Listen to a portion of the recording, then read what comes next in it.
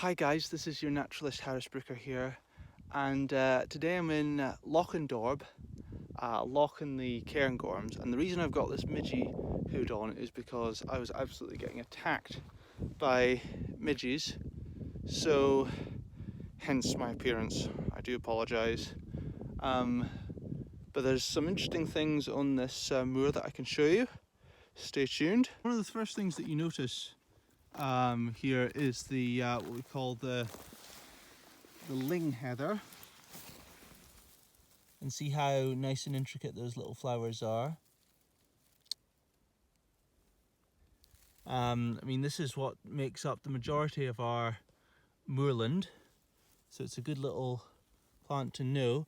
I think it's at the best time of year for it now. Actually, it's in some areas it's purple, and you can see the leaves how tightly packed, and they're in rows. So this is ling heather, of which this area makes up quite a portion.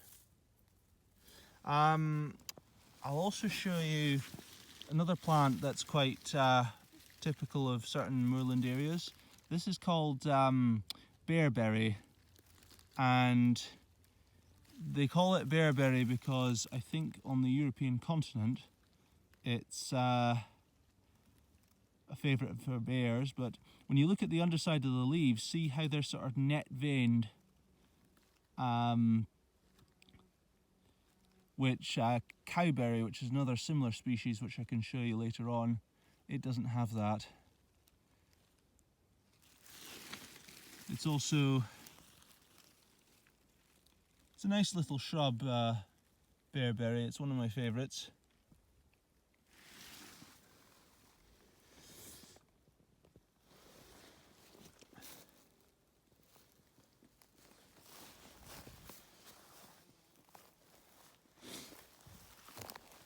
So while we're on the subject of heaths,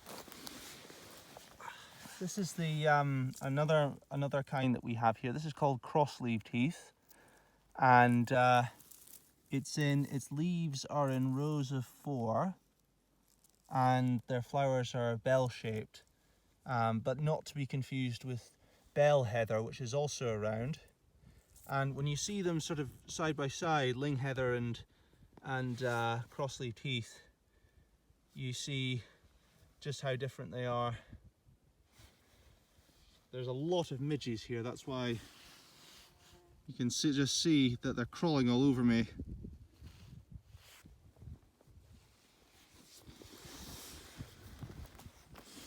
So I'll show you, this is red grouse droppings, because they burn these moorlands for the grouse shooting season, and this is the droppings that these birds leave behind. They make a nice funny sound, a sort of gurgling, a kind of gaback, gaback, gaback, gaback, gaback kind of call.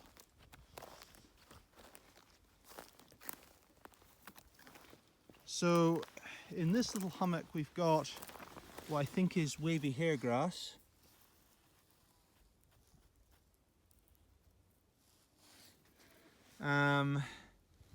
Seems to be quite common. There seems to be some kind of moss. I'm not sure which one this is.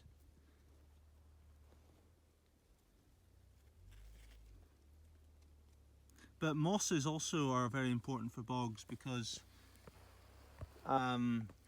they hold on to a lot of moisture, and because these soils are so moist, they don't break down so easily. So that helps keep the carbon locked up inside. So another plant that we have is called common sedge. It's, I don't know how well you guys can see this, but it's got a sort of triangular edge, and there's a saying, sedges have edges. Grasses are usually round in section, cross section.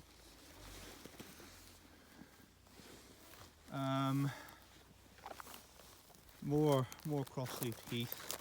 down there. I did see some bell heather, so I'm going to go and show you that.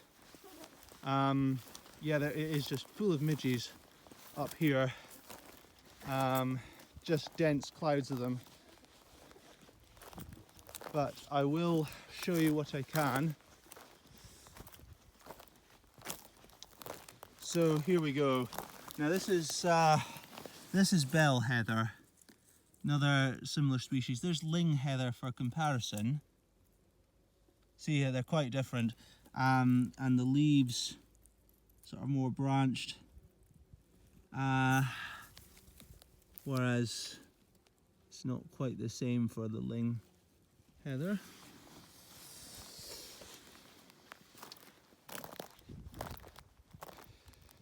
So I think this area has possibly been burnt for the grouse. There were some jays calling in this woodland, but I don't hear them now.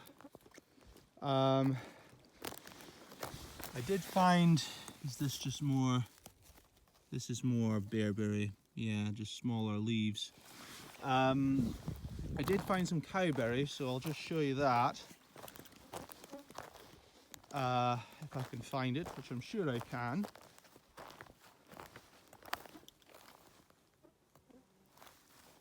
See if there's any decent examples. Now, I think this is cowberry.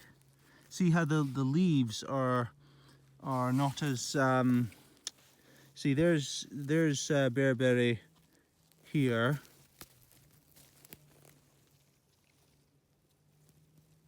Or no, I'll tell you what, let's see if I can find a better example. Here's some with flowers. Or actually, so this is cowberry, and it's got these nice little white bell-shaped flowers. See how, yeah, look at that. The underside, not the same underside as bearberry. So we got, this is more cowberry, and right next door to it is the darker green bearberry. So you can see there's a difference in colour right there.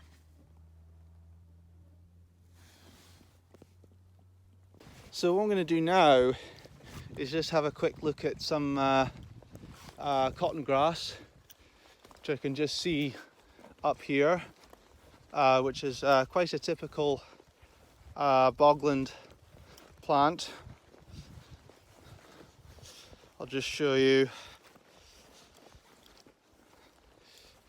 So here we have it. This is called common cotton grass, because its seeds are nice and fluffy. And one thing that's quite distinctive about these is that they've got these rusty coloured stems, and the leaves are rusty coloured as well. I think there's another species called broadleaf cotton grass that's much rarer, that has green leaves and they're a bit broader, whereas these are very, very thin. But you can see that nice little head of fluffy seeds, and this is how this plant gets around. And you can see just there's a fair bit of it, and they especially like wet areas.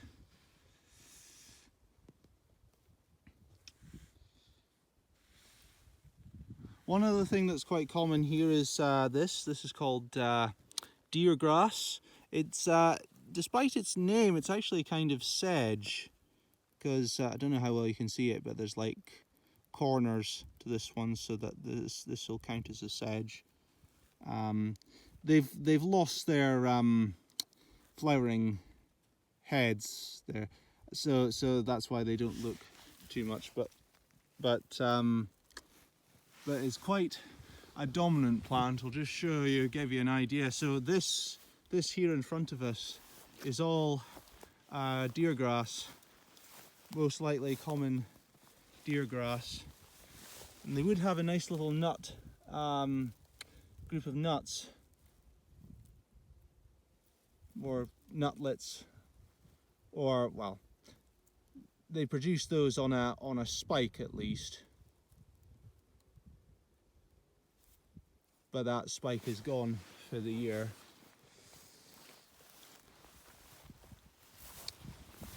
So another thing that's quite common is you also get plenty of mosses. I'm not sure what this one is, but the lichens nearby, I think this is called, they call this reindeer lichen. It's one of the Cladonia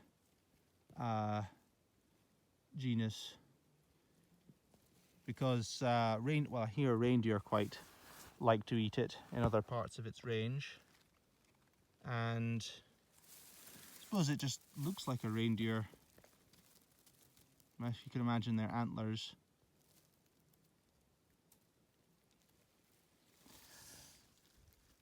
So here we have another moss, or possibly even a mixture of different species, I'm not sure.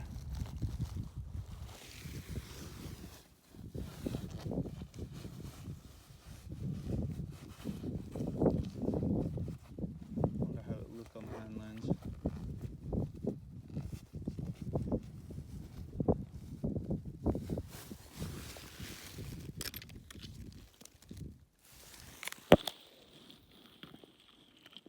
Look at that.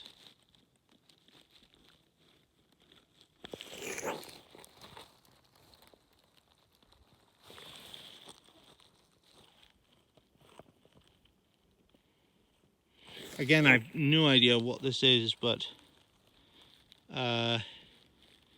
just showing you for the record.